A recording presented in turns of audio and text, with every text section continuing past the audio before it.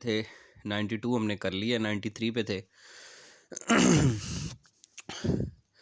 کہ قد عرض ابن سلام الجمحی فی کتابہ طبقات الشعراء، جو ابن سلام جمحی کی کتاب ہے طبقات الشعراء، اس میں اس نے کیا کیا چیزیں پیش کی ہیں۔ نشأۃ العلوم عند العرب، عربوں کے ہاں علوم کیسے پیدا ہوئے، کہاں سے آئے، یعنی علم الصرف کیسے ہوا، نحو کس طرح۔ اسی طریقے سے قضایا نقد والادب واللہجات، لہجات کا فرق، مختلف لٹریچر کی نموذج، اور اسی طرح نقد کے قضایا، اور پھر اسی طرح تاریخ النحو، نحو کی تاریخ، اور اسی طرح عروض اور انتحال الشعر، شعر کے بارے میں جو مسالک ہیں، ٹھیک ہے جی، جو طریقے ہیں، ان کے بارے میں بھی اس نے بات کی ہے۔ کلھا صحیح، یہ ساری چیزیں اس نے اپنی کتاب طبقات الشعراء میں پیش کی ہیں۔ اس کے بعد ہے جی 94 میں کہ یعد کتاب الشعر والشعراء وادب الکاتب لابن قتیبہ مرجعا فی تاریخ الادب والنقد، ٹھیک ہے، شمار کیا جاتا ہے کتاب الشعر والشعراء کو، اور اسی طرح ادب الکاتب ابن قتیبہ کی جو ہے اس کو بطور مرجع، ٹھیک ہے جی، کس میں، فی تاریخ الادب والنقد، نقد کی تاریخ میں اور ادب کی تاریخ میں۔ اسی طرح ہے جی کہ من الادباء العلماء الذین اشتغلوا بالادب والشعر والبلاغہ والنقد فی العصر العباسی، عصر عباسی میں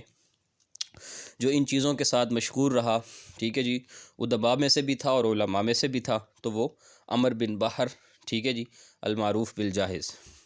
اس کے بعد ہے جی کہ من اوفا کتب الجاہز التی بحث فیہا قضایا البلاغیہ والنقد البیان والتبیین، جاہز کی جو مشہور کتاب ہے البیان والتبیین، اس میں اس نے قضایا بلاغیہ اور نقد سے متعلق کیا کی ہے، بات کی ہے، اسے بھر دیا ہے، اوفا کو مطلب وافی کیا ہے، اس میں یہ ساری چیزیں اس نے ڈالی ہیں۔ اس کے بعد ہے جی کہ من الف کتاب نقد النظم، یہ کتاب کس کی ہے، قدامہ بن جعفر کی ہے۔ اسی طرح نقد الشعر کس کی ہے، یہ بھی قدامہ بن جعفر کی ہے۔ العقد الفرید ابن عبد ربی ہی کی ہے۔ صناعتین ابو حلال عسکری کی ہے، اور میں نے بتایا تھا کہ صناعتین سے مراد دو صنعتیں الکتابہ و شعر ہے۔ اچھا جی، اسی طرح ہے کہ الوساطہ بین المتنبی و خصومی، یہ جو کتاب ہے یہ علی بن عبد العزیز الجرجانی کی ہے۔ اور اس کے بعد ہے جی کہ قد الفہ ابن شہید الاندلسی، ابن شہید جس کا نام احمد بن عبد الملک ہے، وہ اس نے ایک رسالہ لکھا حیث یلتقی شیطانہ شیاطین الشعراء، یہ ایک اس نے، یعنی آپ یہ کہیں کہ اس نے ایک فرضی کہانی بنائی ہے، ٹھیک ہے جی، اور اس کہانی کے اندر اس نے یہ چیز شو کیا ہے کہ جو شیاطین ہیں، ٹھیک ہے، ان کے ساتھ جنوں کی ایک جماعت کی ملاقات ہوتی ہے اور وہ نقد کے متعلق گفتگو کرتے ہیں۔ مراد اس نے اپنے زمانے کے ادیب لیے تھے، لیکن اس نے معاملے کو گھما دیا اور اس نے ایک فرضی شخصیات تصور کی جنوں اور ان کو شیاطین کے درمیان کر دیا۔ تو یہ کہہ رہا ہے کہ یلتقی شیاطینہ شیاطین الشعراء،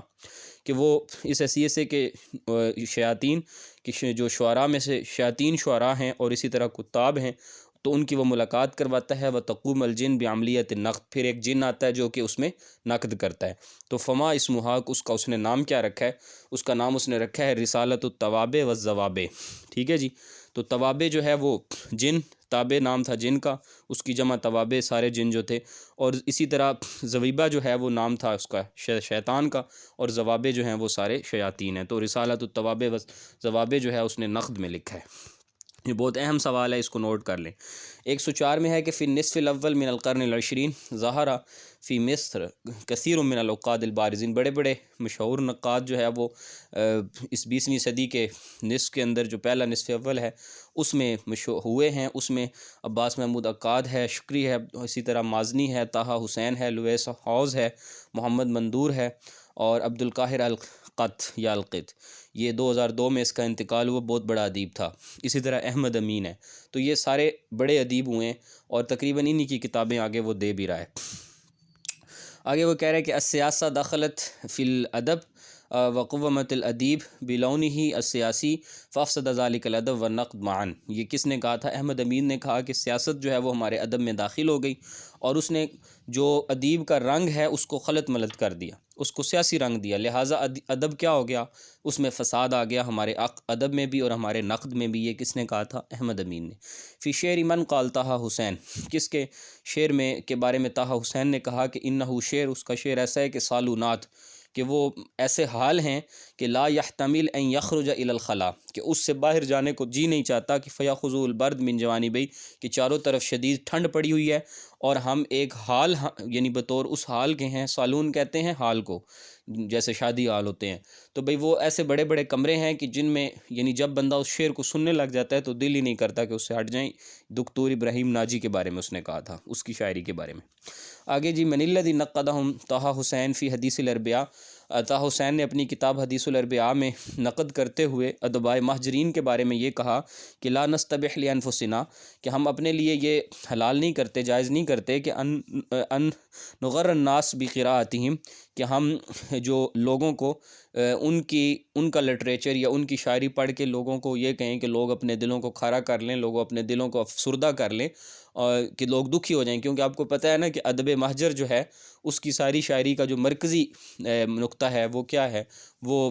اپنے وطن کے لیے حنین ہے، اور یہ کہ وہ دکھوں اور غموں سے بھرے ہوئے ہیں۔ تو اس لیے طہ حسین نے کہا کہ بھئی ایک ادیب جو ہے اسے کبھی ہنسنا بھی چاہیے اور ساری چیزیں ہونی چاہیے، تو لیکن ہم اس لیے یہ جائز نہیں سمجھتے کہ ہم ان کو پڑھیں اور ہم ہر حال میں غمگین ہی رہیں، کہ بھئی دنیا جو ہے وہ دکھوں سے عبارت ہے، جیسے یہ جبران وغیرہ اور ان سب نے اس کے بار بار اسی پہ باتیں کی ہیں۔ تو یہ جو ہے نا اس نے یہ کہا تھا۔ اس کے بعد ہے جی کہ من ہم الشعراء، کہاں گیا جی، ایک منٹ،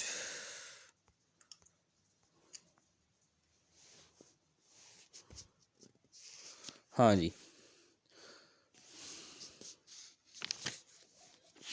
108 سے ہم نے پڑھنا نا، 108 سے، جی سر۔ یہ تو غائب ہی ہو گیا ہے، کہاں گیا، ایک منٹ، یہ اس میں نا صفحے اصل میں غلط لگے ہوئے ہیں، جو میں اس میں ریکارڈنگ میں لگایا نا اس کے اندر پیج کم ایشو آ رہا ہے، ایک صفحہ اس نے گم کر دیا ہے اندر سے، پتہ نہیں اس نے وہ کیا کہاں ہے، جو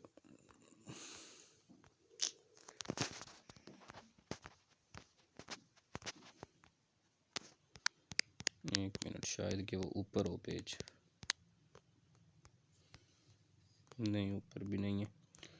چلیں بہرحال یہ ایک پیج جو ہے نا اس میں ہے نہیں، میں اس کو بند کر دیتا ہوں۔